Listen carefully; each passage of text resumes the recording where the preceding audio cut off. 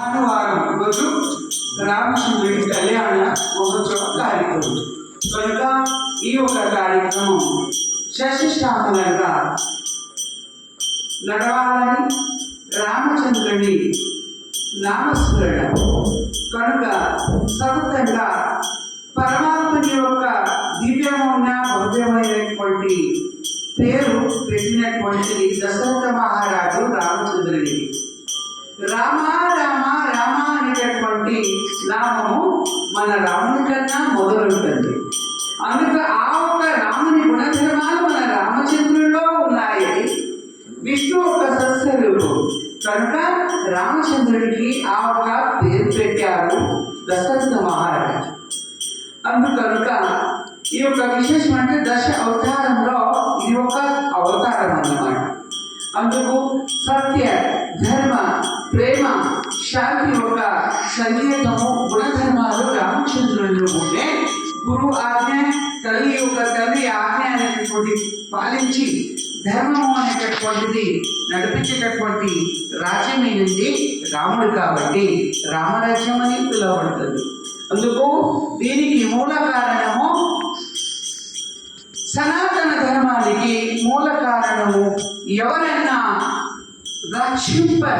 రక్షించే వాడు ఉంటే అదే విశేషంగా పరంపర ఋషి సంతతి.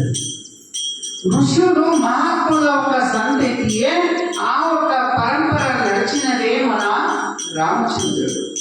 అందుకు రామునికి కూడా గురువు ఉంటాడు. గురువు లేనిది తెలియదు. అందుకే ధనుర్విద్య నేర్వాలన్నా గురువు, ధ్యానం చేయాలన్నా గురువు.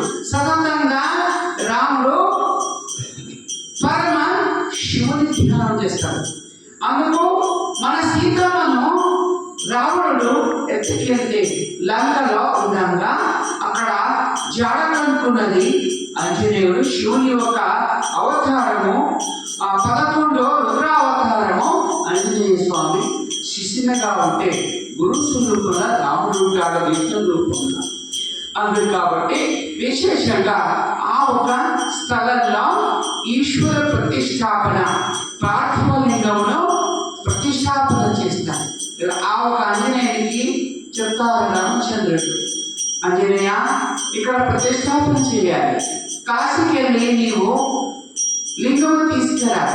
అందుకు ఆంజనేయ స్వామి తిరుగుతూ వెళ్ళి తన ఒక లింగాన్ని కనుగొని చూసి రెండు అక్కడ లేట్ అయినందుకు తీసుకుని వెళ్ళే సందర్భంలో సమయం అయితే ఇక్కడ రాముడు లక్ష్మణుడు విశేషంగా పార్థివ లింగాన్ని చేసి ఆ రామేశ్వరంలో ప్రతిష్టాపన చేస్తారు. ఆ చేసే సందర్భం అయిపో తక్షణమే మన ఆంజనేయ స్వామి శివుడు వస్తాడు. అందుకు ప్రభు నన్ను లింగం తెమ్మన్నారు కనుక మరి మీరు ప్రతిష్టాపన చేశారు. పార్థివ లింగం అంటే ఉష్కతో మరి తయారు చేసిన లింగం ఉంటుంది.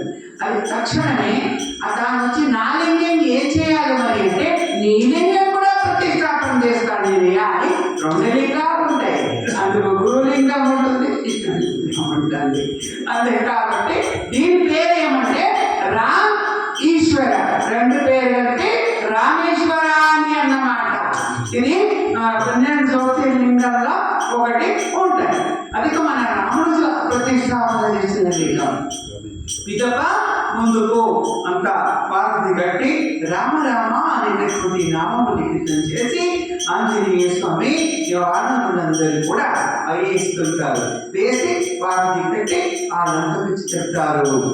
ఆ విధంగా ఆ ఒక నామంలో అంత శక్తి ఉంది అన్నమాట విశేషం తెలుసుకున్నారే.